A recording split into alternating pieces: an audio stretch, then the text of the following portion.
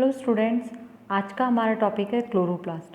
So basically chloroplast क्या होता है, ये किस में पाया जाता है और इसके क्या फंक्शंस होते हैं, ये आज हम डिस्कस करने वाले हैं। सो बेसिकली क्लोरोप्लास्ट एक सेल ऑर्गेनेल है जो कि प्लांट्स में पाया जाता है और इसका मेन वर्क होता है फोटोसिंथेसिस की प्रोसेस को कंडक्ट करने का, फोटोसिंथेसिस की प्रोसेस को कंप्लीट करने का। इसमें एक क्लोरोफिल नाम का एक पिगमेंट प्रेजेंट होता है जो क्या करता है, सनलाइट की प्रेजेंस में एनर्जी प्रोड्यूस करता है प्लांट के लिए। दैट मीन्स प्लांट के लिए फूड बनाने का काम करता है।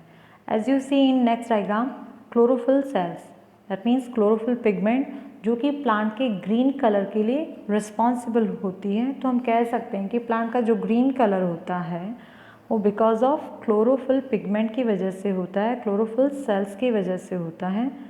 नेक्स्ट हम बात करते हैं structure of the chloroplast. So basically आप देख रहे हैं एक साइड इसमें डायग्राम दिया हुआ है प्लांट सेल का, जिसमें स्पेसिफिकली क्लोरोप्लास्ट प्रेजेंट है। स्पेसिफिकली प्लांट सेल में ही पाए जाते हैं, प्लांट सेल के अलावा क्लोरोप्लास्ट और कहीं नहीं मिलेंगे आपको।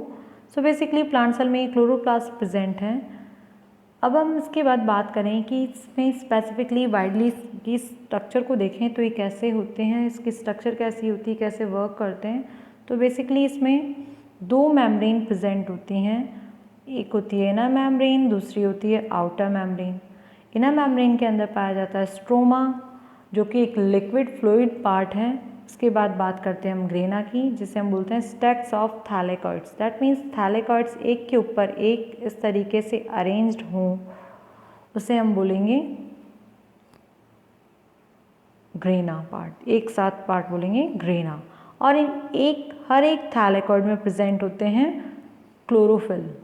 अब नेक्स्ट हम बात करते हैं आउटर मेम्ब्रेन की। आउटर मेम्ब्रेन क्लोरोप्लास्ट को साइटोप्लाज्म से डिफ्रेंशिएट करने का काम करती है।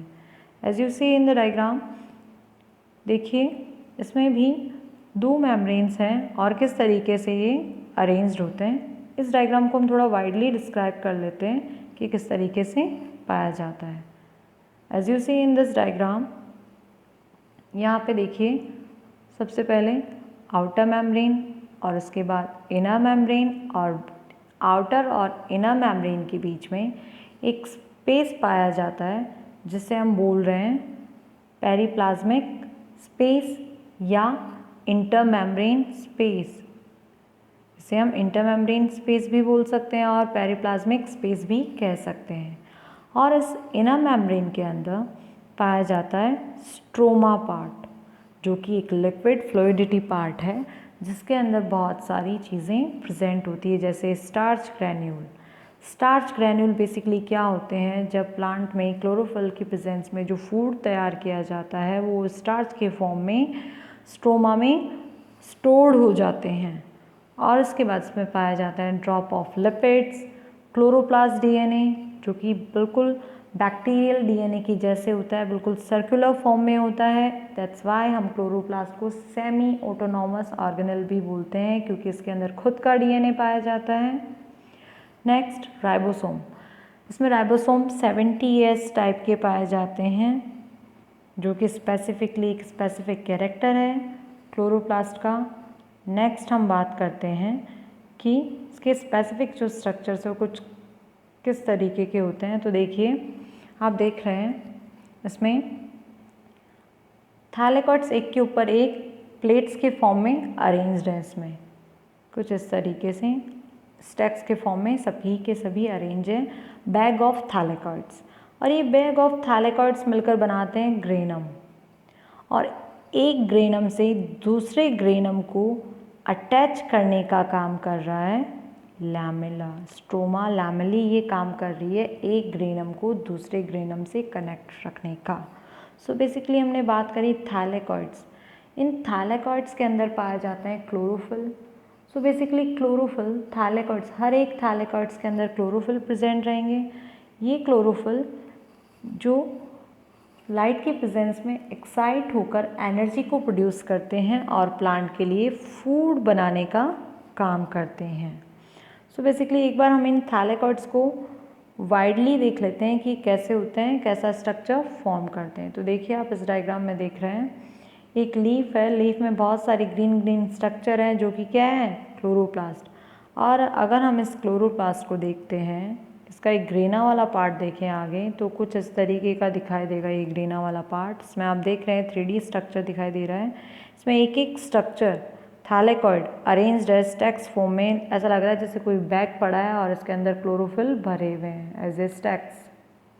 और इनसे बाहर कुछ आउटर स्ट्रक्चर्स दिख रही हैं। ये है एक ग्रेना को दूसरे ग्रेना से कनेक्ट रखने के लिए स्ट्रोमा लैमेली कनेक्टेड रखती हैं, जो एक ग्रेना को दूसरे ग्रेना से, इनके बीच में ये है स्ट्रोमा लैमेली, जो कि स्पेसिफिकली क्लोरोप्लास्ट में ही प्रेजेंट होती है, एक ग्रेना को दूसरे ग्रेना से कंडक्ट करने के लिए, कम्युनिकेट करवाने के लिए।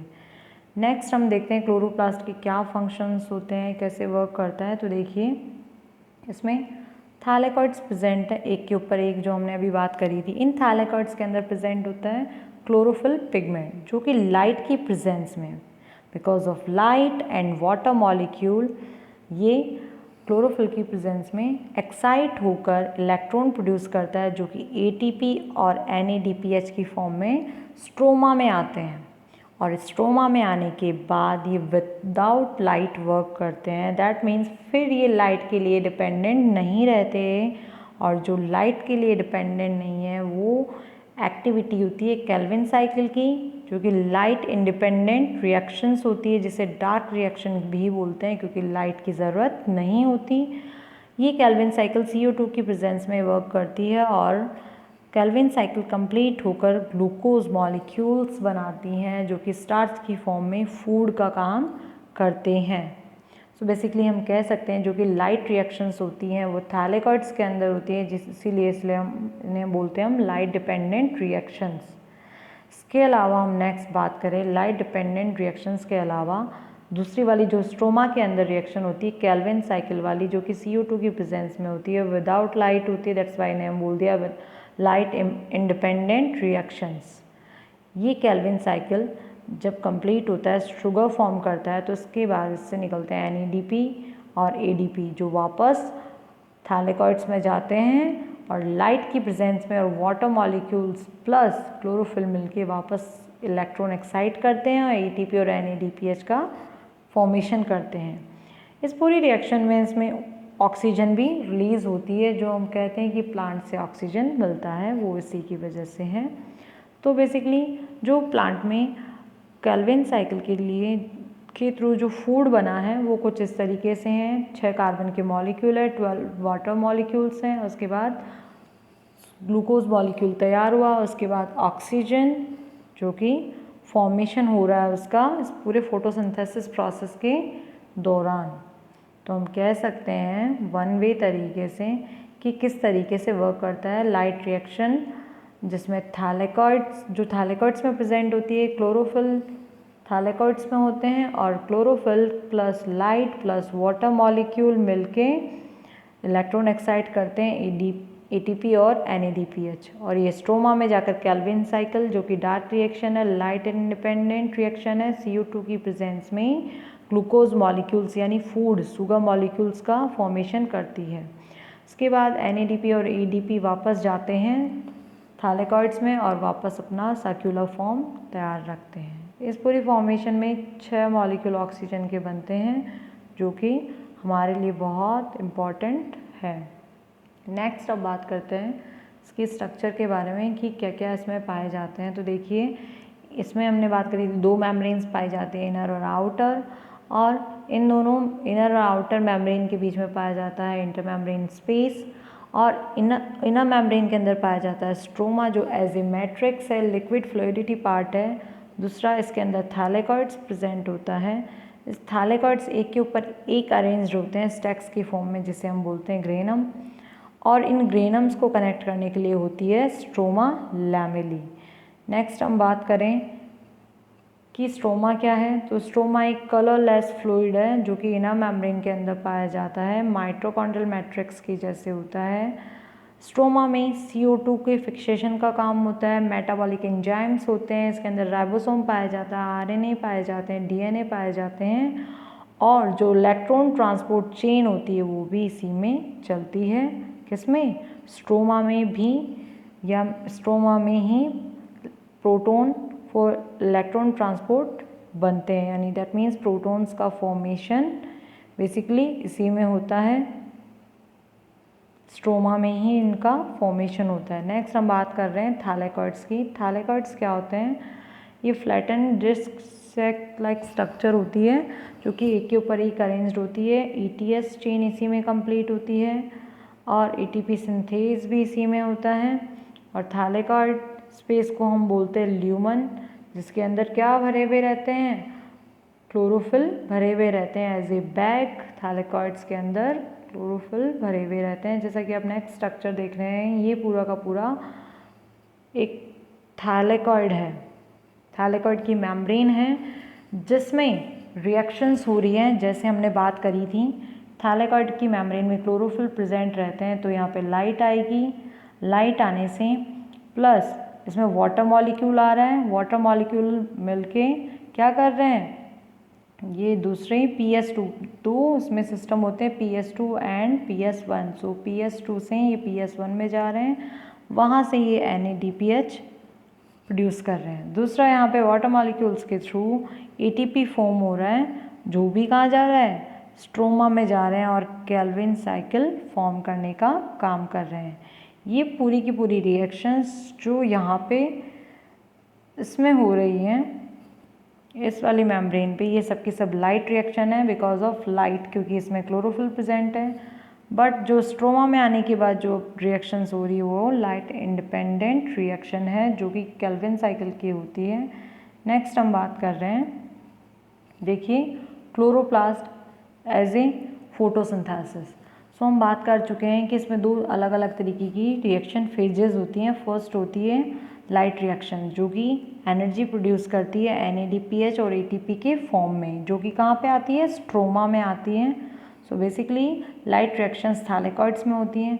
लेकिन जब हम बात करें फोटोसिंथेटिक प्रोकैरियोट्स की, तो उसमें तो क्लोरोप्लास्ट पाया ही नहीं जाता, तो उसमें कैसे होती होंगी? तो उस लाइट रिएक्शंस वो क्रोमेटोफोर की वजह से कर पाते हैं। क्रोमेटोफोर पिगमेंट्स इसमें प्रेजेंट होते हैं जो कि लाइट रिएक्शंस कर पाएँ। तो हम कह सकते हैं बेसिकली प्रोकैरियोट्स में क्रोमेटोफोर्स में लाइट रिएक्शंस होती हैं। नेक्स्ट हम बात करें डार्क रिएक्शन की, तो डार्क रिएक्शंस लाइट इंडिपेंडेंट होती हैं, जो कि NADPH और ATP की प्रेजेंस में और CO2 की, कार्बन डाइऑक्साइड की प्रेजेंस में और वाटर मॉलिक्यूल्स की प्रेजेंस में शुगर स्ट्रक्चर को फॉर्म करती है।